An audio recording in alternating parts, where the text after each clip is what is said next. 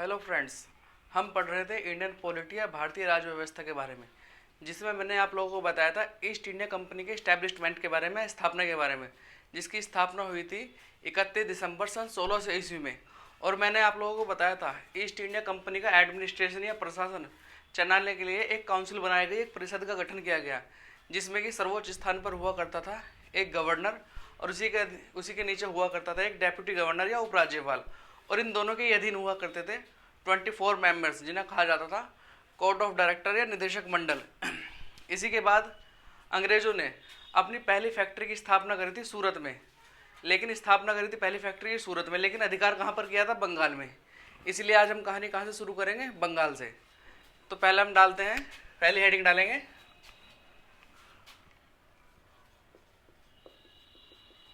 Constitutional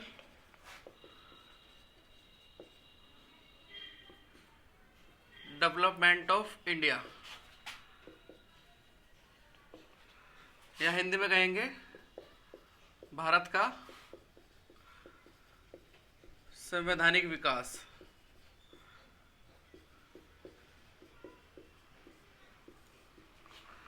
जिसमें हम आज की पहली हेडिंग डालेंगे कॉन्स्टिट्यूशनल डेवलपमेंट ऑफ इंडिया, या भारत का संवैधानिक विकास। और आज की कहानी हम कहाँ से शुरू करेंगे? बंगाल से। बंगाल। उस समय बंगाल की राजधानी हुआ करती थी ढाका।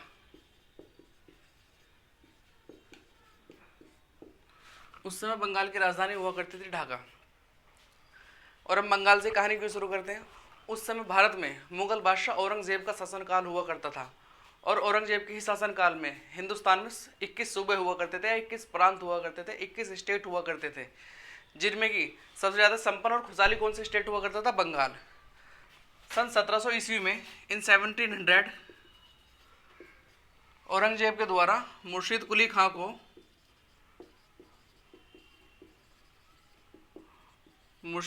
को बंगाल का सूबेदार नियुक्त किया गया। और जैसे ही सन 1707 ईस्वी में औरंगजेब डाइड। औरंगजेब की मृत्यु हो जाने के बाद मुगल साम्राज्य का पतन शुरू हो गया है। कहने का मतलब मुगल साम्राज्य डिक्लाइन की ओर बढ़ चुका था।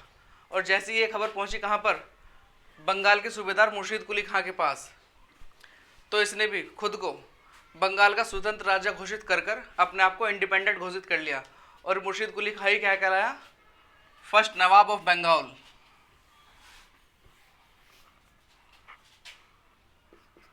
फर्स्ट नवाब या प्रथम नवाब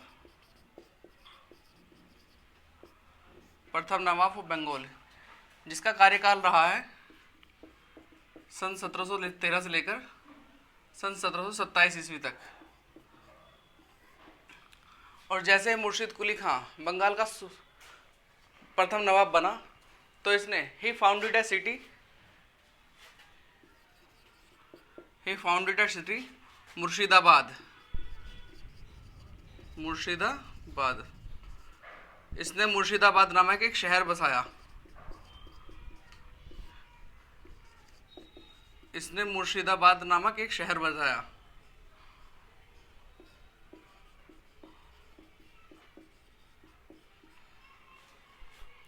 और अभी तक बंगाल की राजधानी हुआ करती थी ढाका। इसीलिए इसने अगला कार्य क्या? he shifted his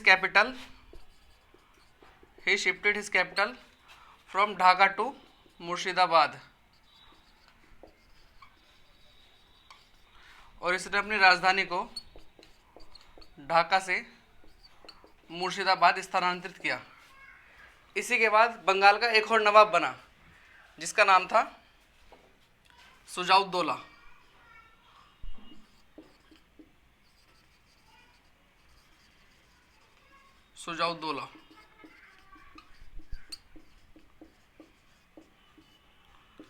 जिसके बारे में हमें पढ़ना होगा सन 1727 से लेकर सन 1739 ईस्वी तक। इसके बारे में हमें ज़्यादा कुछ खास नहीं पढ़ना। इसी के बाद बंगाल का एक और नवाब बनता है, जिसका नाम है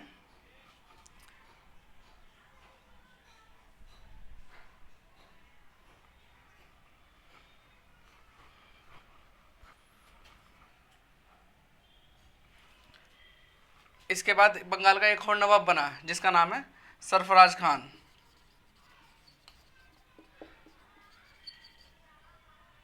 सरफराज खान, जिसके बारे में हमें पढ़ना होगा सन 1739 से लेकर सन 1740 ईस्वी तक। और इसी के शासनकाल में एक बैटल लड़ा गया, एक युद्ध लड़ा गया जिसे हम जानते हैं बैटल ऑफ घेरिया के नाम से। अब ये घेरिया का युद्ध क्यों लड़ा गया? जिस समय सरफराज खान बंगाल का नवाब बना उस समय बिहार का ही एक सूबेदार हुआ करता था जिसका नाम था अलीवर्दी खान। और उसी अलीवर्दी खान ने बगावत कर दी, खुद को इंडिपेंडेंट घोषित कर कर बिहार का सरफराज खान के साथ। इसलिए 10 मार्च 1740 को लड़ा गया बैटल ऑफ घेरिया। बैटल ऑफ घेरिया या घेरिया का युद्ध, घेरिया का युद्ध। और ये लड़ाई किसके बीच में गया? इन बिटवीन अलीवर्दी खान और सरफराज खान। और in this battle Alivardi Khan defeated Sarfaraz Khan. और घेरिया के युद्ध में अलीवर्दी खान ने सरफराज खान को पराजित कर खुद बंगाल का अग्र नवाब बन बैठा। इसीलिए इसके बाद हम पढ़ेंगे अलीवर्दी खान के बीच, अलीवर्दी खान के बारे में। अलीवर्दी खान या अलीवर्दी खान, अलीवर्दी खान जिसका कार्यकाल रहा है 1740 से लेकर 1756 ईस्वी तक। और यही वो अलीवर्दी खान है जिसने ब्रिटिशरों के खिलाफ या अंग्रेजों के खिलाफ एक स्टेटमेंट दिया और कहा ब्रिटिशर्स लाइक हनी बीस, अंग्रेज मधुमक्खी के समान है। आप इन्हें जितना पालेंगे, जितना फेवर करेंगे, ये आपको उतना शहद पहुँचा देंगी, उतना फ़ायदा पहुँचाएंगी। अगर आप इन्हें छेड़ेंगे, आप इन्हें परेशान करेंगे तो इनका नेचर बिल्कुल मधुमक्खियों के समान है, ये आपको काट काट कर सुझा देंगी और मार डालेंगी। इसीलिए अलीवर्दी खान ने कहा है अंग्रेज मधुमक्खी के समान है, अंग्रेज मधुमक्खी के समान है।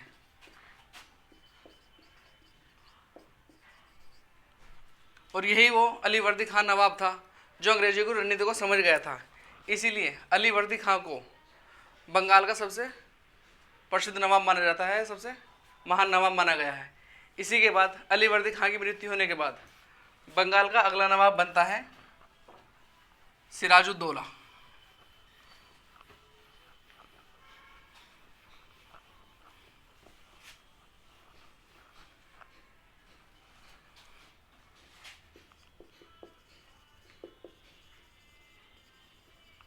सिराजुद्दौला जिसके बारे में पढ़ना होगा 1756 से लेकर 1757 ईस्वी तक। और ये बंगाल का वो नवाब था जो अंग्रेजों को रणनीति को समझ गया था कि अंग्रेज यहाँ पर व्यापार करने नहीं बल्कि यहाँ पर अपना डोमिनेंस करने आया है, यहाँ पर अपना वर्चस्व निभाने आया है। इसीलिए इसने अंग्रेजों के खिलाफ बगावत करी। और उस समय जब नवाब बना बंगाल का सिराजुद्दौला तो कलकत्ता में ही अंग्रेजों ने एक फोर्ट विलियम किला बनाकर उसकी किलाबंदी करनी शुरू कर दी। और उधर चंद्रनगर में फ्रांसीसियों ने भी अपनी चंद्रनगर की किलाबंदी शुरू कर दी। और जैसे ये बात पता लगी नवाब सिराजुद्दौला को, तो सिराजुद्दौला इस बात से बेहद नाराज़ हुआ। और नाराज़ होने के बाद इसने अंग्रेजों और फ्रांसीसियों के पास एक संदेश भिजवाया, या तो आप इस किलेबंदी को रोक दीजिए वरना आपको इसका खामियाजा भुगतना पड़ेगा। फ्रांसीसी या डच तो समझ गए लेकिन अंग्रेज इस बात को नहीं समझे। इसीलिए सिराजुद्दौला ने ही अटैक्ड कासिम बाजार, he attacked Qasim Bajar of Calcutta, Alinagar, he attacked Qasim Bajar of Calcutta and conquered him.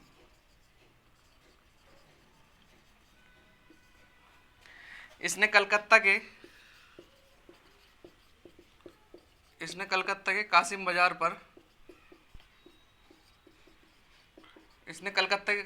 पर आक्रमण कर उस पर अधिकार कर लिया। इसने कलकत्ता के कासिम बाजार पर आक्रमण कर उस पर अधिकार कर लिया और इसी के बाद इसने कलकत्ता का नाम बदलकर कर दिया अलीनगर।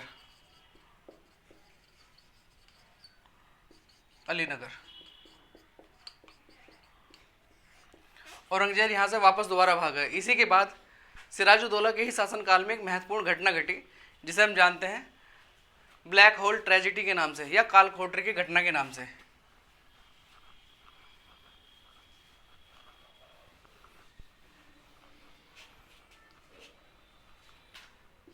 20 जून 1756 को हुई ब्लैक होल ट्रेजेडी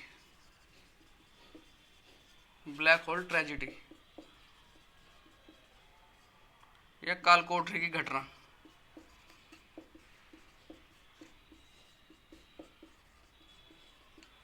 और इस घटना में क्या हुआ था? इस घटना में नवाब सिराजुद्दौला ने 146 अंग्रेजों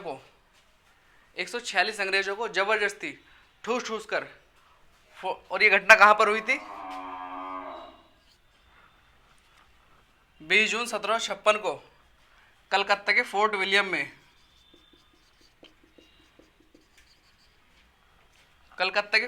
में घटना घटी, ब्लैक होल ट्रेजेडी या कालकोठरी की घटना। और इस घटना में क्या हुआ था? नवाब सिराजुद्दौला ने अंग्रेजों को 146 लोगों को जबरदस्ती ठूस कर एक 2x2 के कमरे में जबरदस्ती ठूस कर बंद कर दिया और 2 दिन तक बंद रखा। और जब इसके बाद ये खोला गया तो इसमें से 123 लोग मृत पाए गए और उनमें से 23 लोग जिंदे निकले या अलाइव। और इसी में से एक व्यक्ति का नाम था विलियम होलवेल।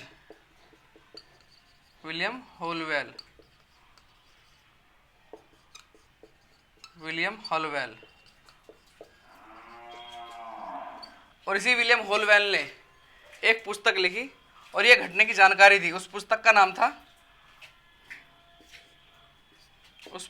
नाम था अलाइव द वंडर।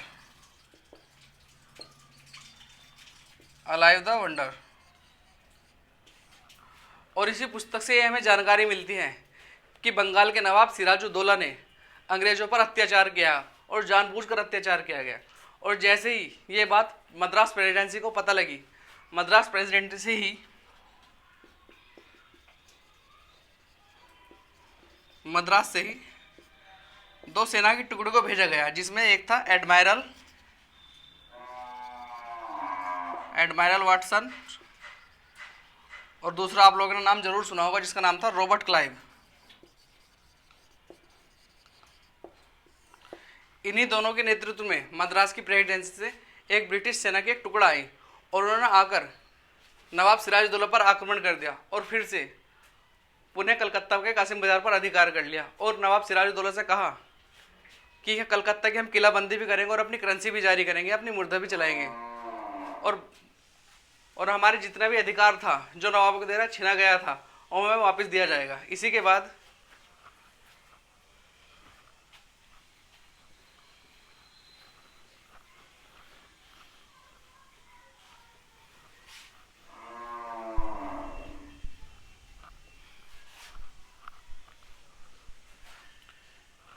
लड़ा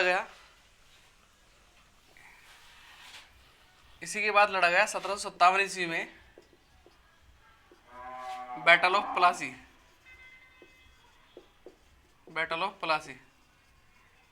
या प्लासी का युद्ध।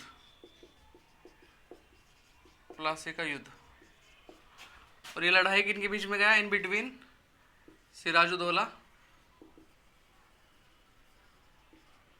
और रॉबर्ट क्लाइव।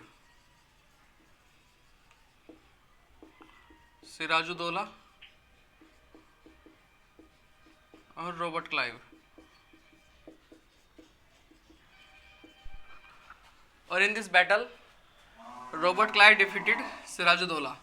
और इस युद्ध में रॉबर्ट क्लाइव ने सिराजुद्दौला को पराजित कर बंगाल पर अपना वर्चस्व अधिकार कर लिया। और रॉबर्ट क्लाइव इतने में संतुष्ट होने वाला नहीं था क्योंकि रॉबर्ट क्लाइव एक महत्वाकांक्षी व्यक्ति था और इस युद्ध को जीतने में बहुत महत्वपूर्ण भूमिका निभाई थी। रॉबर्ट क्लाइव ने देखा एक मीर जाफर व्यक्ति, मीर जाफर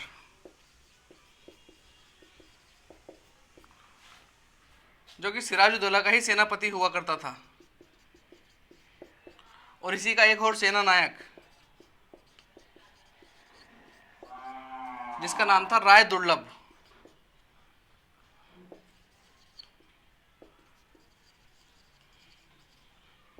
राय दुर्लभ। रॉबर्ट क्लाइव ने मीर जाफर से कहा, अगर आप हमें सिराजुद्दौला को पराजित करने में, उसकी हत्या करवाने में आप हमारी मदद करेंगे तो मैं आपको बंगाल का नगरा नवाब घोषित करूंगा। और मीर जाफर तो यही चाहता था, क्योंकि जिस समय सरफराज खान बंगाल का नवाब बना था, उस समय मीर जाफर चाहता था बंगाल का नवाब बनना, लेकिन ये नहीं बन पाया।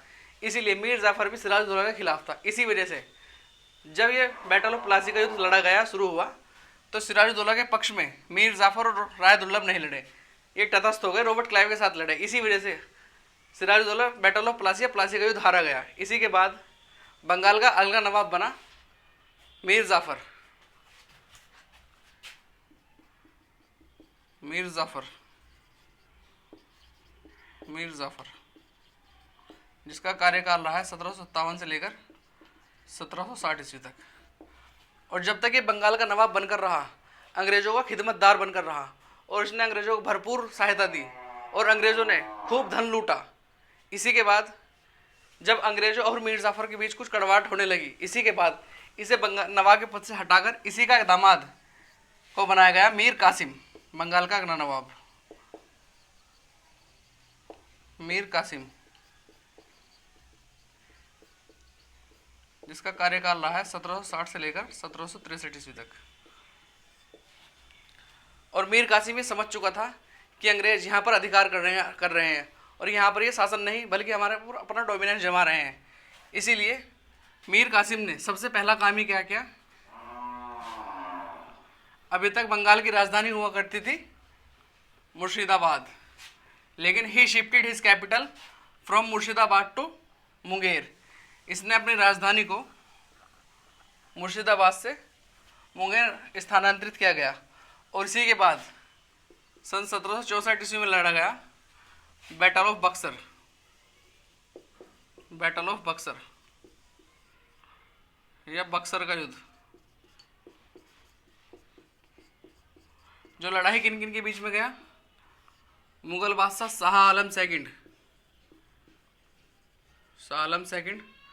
अवध का नवाब सुजाउद्दौला और बंगाल का पूर्व नवाब मीर कासिम।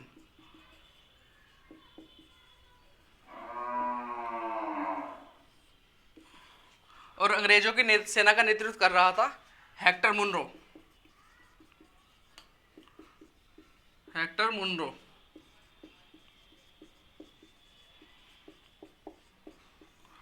और ये इतिहास का वो युद्ध है जो मात्र 1.5 घंटे चला, और ये 1.5 घंटे में भी 3 नायकों की सेनाओं को भी पराजित नहीं कर पाए अंग्रेजों को, और अंग्रेजों ने बक्सर के युद्ध से हिंदुस्तान पर अपना अधिकार कर लिया। और इसी के बाद आगे कहानी को हम अगली लेक्चर में शुरू करेंगे। अगर आप लोगों को कोई भी डाउट हो, कोई भी कमेंट्स हो, तो आप मुझे कमेंट बॉक्स में लिख सकते हैं। और आप मेरे चैनल को ज़्यादा से ज़्यादा सब्सक्राइब करें, लाइक करें और शेयर करें। Thank you. जय हिंद।